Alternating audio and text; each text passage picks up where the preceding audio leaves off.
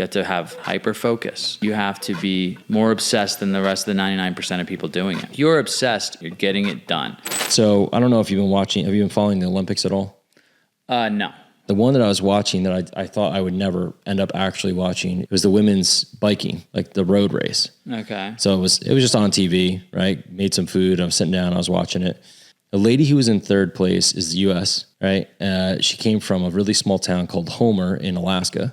Yeah. And then she ended up going to Harvard, right? Okay. And then going to, like, I think she did rowing there at Harvard. And then she moved to New York City to work for venture capitalists, I believe. And she started taking up cycling. So in this sport, usually you've been cycling for a long time. She's only been doing it for like the last decade. And then more recently, I think in the last like 4 or 5 years, she took it as a profession. She quit her job and she just focused on cycling. Like 5 years, like whatever it is, 5, 7 years, whatever you want. She is far behind. Like usually in biking, you're drifting. Like have you seen like NASCAR, right? Where the cars drift? The same thing with biking, right? So they're usually in groups, like chase groups. And what ends up happening is she like on this it's like the last 3 miles they have kilometers, right?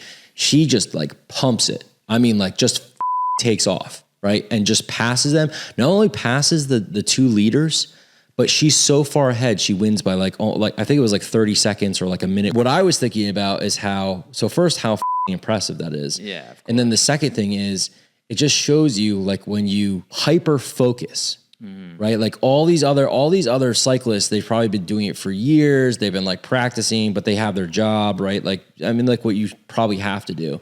But she just her first practice was really experience with biking was around Central Park, right? So like, this is not like, and then she just made it her full-time career. She just committed to it and just like, I'm going to do this. She killed it. You have to watch it to be like, Jesus Christ. Like, that's why, you're talking about kids going to tennis camp before. And it's like, yeah, dude, like get them going early.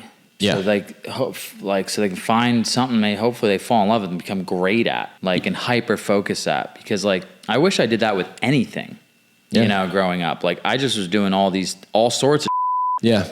I never like loved one thing and just like was obsessed about it, Yeah. I think that is going to be the case. I think if you're going to try and make, not even a career out of it, but the skills that you learn of just overcoming challenges. You have to be obsessed to go overcome those challenges.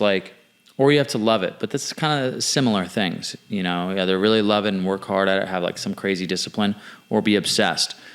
And they're 2 very similar things. But if you can become obsessed with YouTube, you can beat the shit out of YouTube. You can make money, but you have to be obsessed.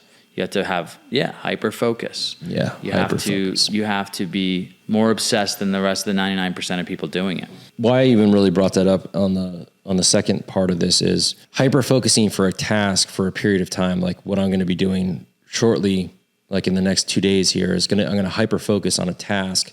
So it was something that I had brought up on a previous video called the law of 100, right? So if you do something for 100 times, that same task, right? But your goal is super focused. I want to get 1,000 subscribers, right? Even if you're at 0 right now, and you do that, your only task is to try and get there faster. It's not necessarily like there are a lot of things you have to do to make that happen, but that is your goal. And like you're working on that every day for 100 days, right? Like, can you do that? Can you make that happen? Well, if you hyper focus on that, you probably can.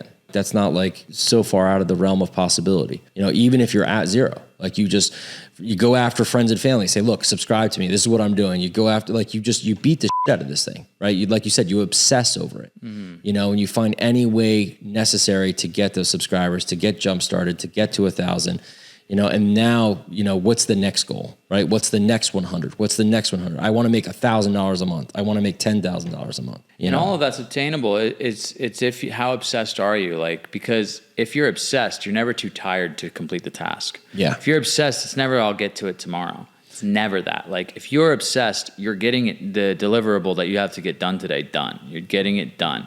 So finding that way to become obsessed, how do you do that is really the bigger question to me. Yeah. Shape it, replacing the truth.